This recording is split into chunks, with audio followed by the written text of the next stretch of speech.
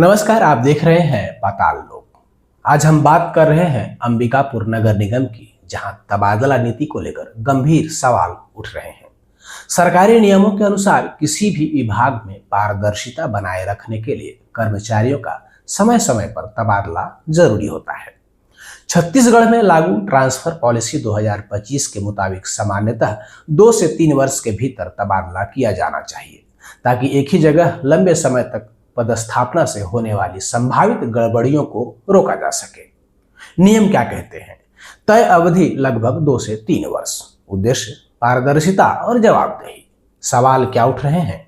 कुछ कर्मचारियों के लंबे समय तक एक ही पद पर रहने के आरोप, स्थानीय स्तर पर असंतोष और शिकायतें।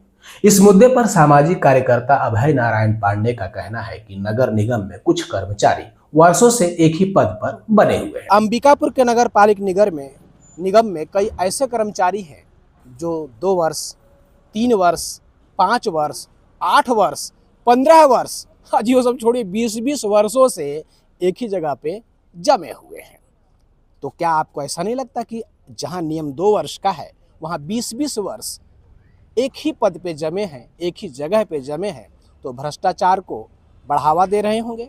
इसी मुद्दे पर आज हमारे साथ बात करेंगे एएन पांडे जी। आइए उनसे हम बात करते हैं।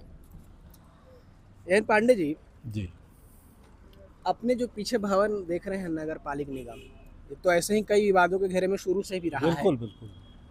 ये मुद्दा क्या है, विस्तार से आप बताएं। इसका जो अभी आप उठाए बहुत ही ज्वलंत और परफेक्ट मुद्दा है। ये वास्तव में कोई भी शासकीय कर्मचारी या अभी नगर निगम के ही, जैसे हम खड़ा हैं नगर निगम की ही बात हो रही है, भ्रष्टाचार पर रोक लगाने के लिए स्थानांतरण नीति बनाया गया है। कोई किसी भी विभाग के कर्मचारी हों उनके लिए छत्तीसगढ़ शासन, देखिए छत्तीसगढ़ बनी है 2000 में और 2000 में ही स्थानांतरण नीति भी लागू हुई। जी।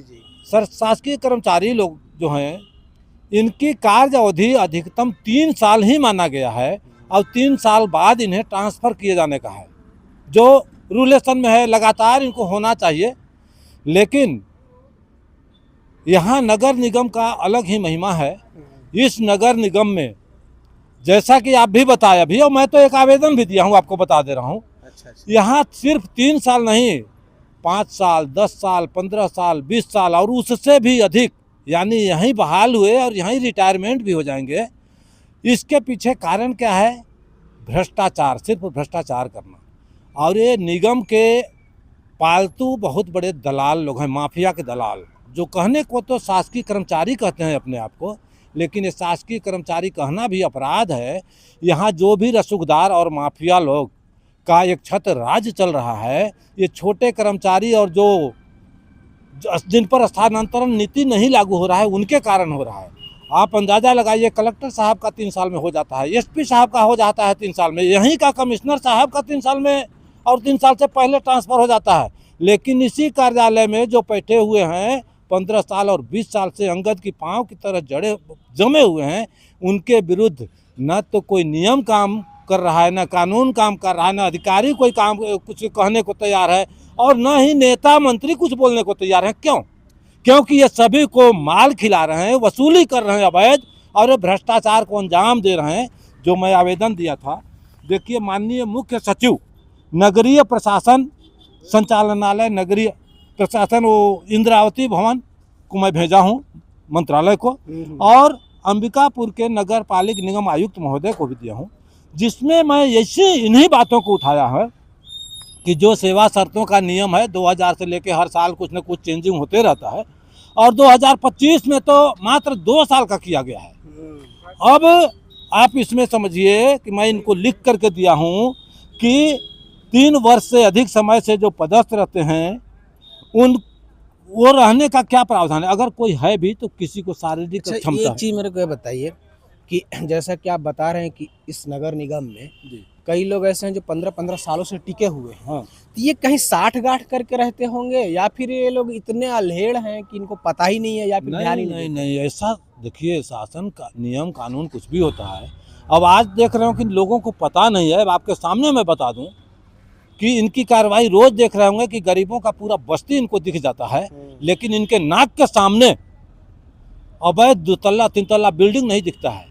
तो अनजाने में नहीं होता है, सरकार बदल जाती है लेकिन भ्रष्टाचार नहीं बदलता, और सरकार बदल जाएगी लेकिन भ्रष्टाचारी जो कर्मचारी हैं ये उनके चम्मच हैं, जिसको कलछुल बोलते हैं, जिससे निकाला जाता है, चम्मच है, खुद से वसूली करते हैं और सबको पहुंचाते हैं। तो कोई भी इनके विरुद्ध आवाज़ क्यों नहीं उठाते हैं, बहुत बड़ा गंभीर प्रश्न है, सवालिया निशान है। मैं तो किसी को चाहे कोई सरकार हो, आखिर इस मुद्दा को क्यों नहीं उठा रहे हैं? जब शासन का नियम है स्थानांतरण नीति, उसके तहत उसका पालन क्यों नहीं किया जा रहा है? सर, इसमें एक सवाल और जुड़ता है जी। अभी आप ना भ्रष्टाचार और साथ ही साथ में कार्रवाइयाँ निगम की कई जगह होती हैं, कई जगह घर तोड़े गए गरीबों का। बिल्कुल। आपको जानकारी है कि नगर निगम भवन जो अभी जहाँ हम खड़े हैं उसके आसपास भी कई ऐसे घर हैं जो 2-2 मंजिला है, 4-4 मंजिला है, अवैध है।